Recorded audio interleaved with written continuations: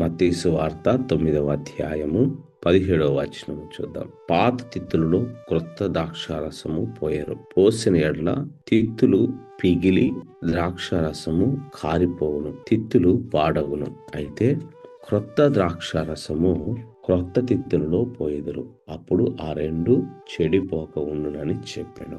దేవుని యొక్క సన్నిధానంలోనికి మనము వచ్చి ప్రార్థించుచున్నప్పుడు దేవుడు నూతనమైనటువంటి కృపలను, ఆత్మను, అభిషేకమును ఆయన అనుగ్రహిస్తూ ఉండగా అది హృదయము శుద్ధీకరింపబడిన నూతన హృదయము, నూతనమైన ఆలోచనలు, నూతనమైనటువంటి తీర్మానములు, నూతనమైన ఆశయములను కలిగినప్పుడు ఆయన అనుగ్రహించు కృప నిలిచి ఉంటుంది.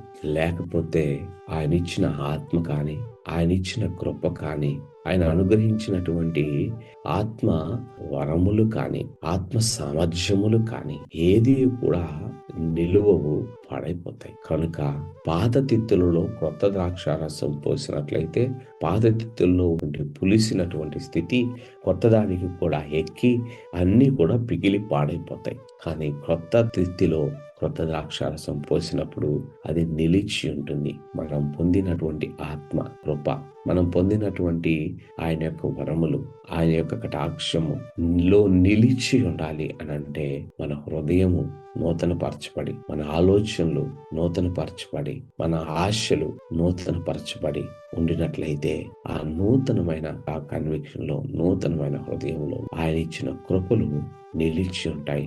ఆత్మ నిలిచి ఉంటుంది. ఆయన నడిపింపు కొనసాగుతుంది. కాబట్టి క్రొత్త తిత్తిలో కృత ద్రాక్షారసం పోసినట్లు నూతనమైన పరిశుద్ధపరచబడిన, ఆయనకి సమర్పించబడిన హృదయములో, మనస్సులో, ఆత్మలో ఆయనను వెంబడిస్తూ ఆయన కృపలను పొంది ఆ కృపలలో, ఆయన ఆత్మలలో, ఆయన కార్యాలలో స్థిరులుగా కొనసాగు భాగ్యము దేవుడు మనకు అనుగ్రహించును గాక.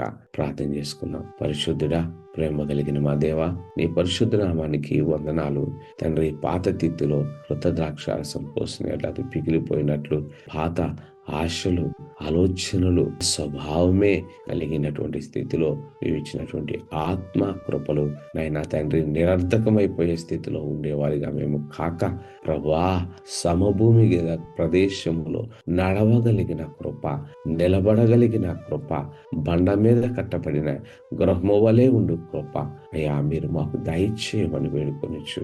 మమ్మల్ని మేము నీ హస్తానికి అప్పగించుకుంటూ యేసు నామమున వేడి ప్రార్థిస్తున్నాం తండ్రి. ఆమేన్.